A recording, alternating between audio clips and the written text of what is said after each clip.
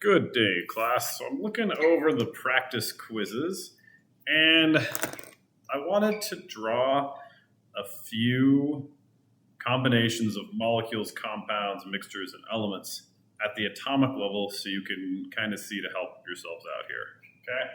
So usually if there's one element, and I draw it, and they can be separated from each other like this. I don't know if it's dark enough.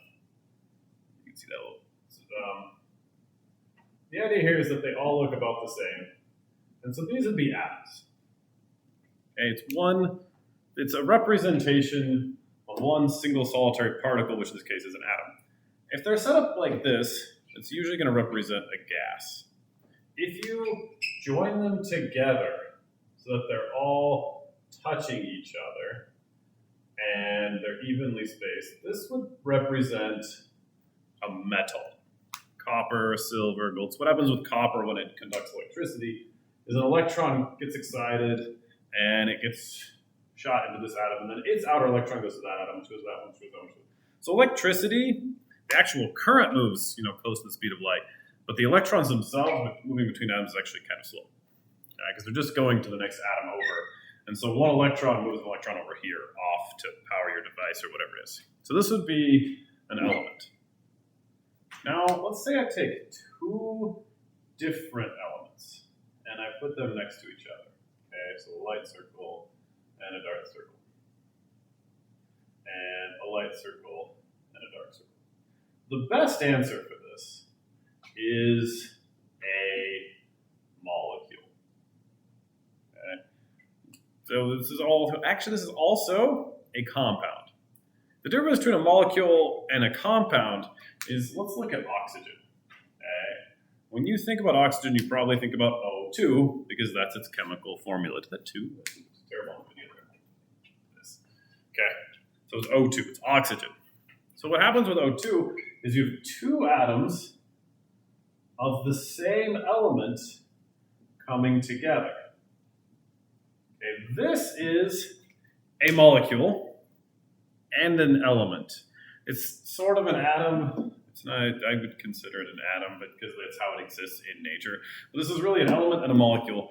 This is a compound, okay, and a molecule. The reason why this can't be a compound is that these are the same elements bonded to each other, and compounds have different elements that are bonded in some way. So this is one way to show a compound. But this would how you show a gaseous molecule sitting in the air. I usually like to think about this as a molecule.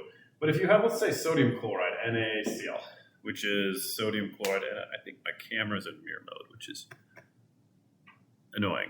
So let's draw it like this. There, now does it look like NaCl? Hey, it does. I did write that backwards. Okay, so let's look at sodium chloride. So I'm going to make this small dark molecule sodium. And I'm going to make this big white molecule chloride. So what happens is they exist in a 1-to-1 ratio, Na1, Cl1. And they exist as a giant crystalline lattice. And every time you have a sodium atom, or ion, it has to be next to a chloride, and vice versa. Okay? So when you draw them, usually they're shown as a crystal lattice. And if you make it three-dimensional, that also works. You just have to draw a cube. And then when you draw the cube, you're going to have a sodium, and then a chlorine, and a chlorine, and a chlorine, and then a sodium, and a sodium, and a sodium. If you make it bigger, it's going to be a chlorine, and then a sodium, and then down here it's going to be a chlorine. You notice they exist next to each other. They're still in a 1-to-1 ratio. They're just showing up as a 3D lattice. Okay, so we have elements, compound, molecule, element, atom, usually atom. And then what happens when you get a mixture? Okay, so right now I have here let's say I have a water molecule, okay? H2O.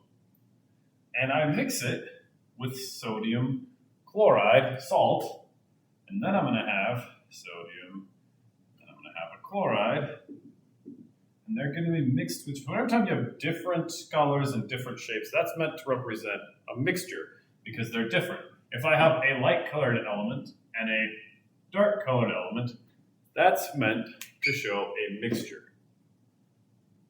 Now, whether or not it's heterogeneous or homogeneous is hard to do with purple. So that's why it's just labeled picture on the question. If you guys have any more questions on this, please let me know. This one seems to get a lot of people that you can have different elements drawn together. I'm not sure why making everything into a two-dimensional picture is making this so hard for everybody. But hope you guys are having a good weekend, and I'll talk to you later. Bye.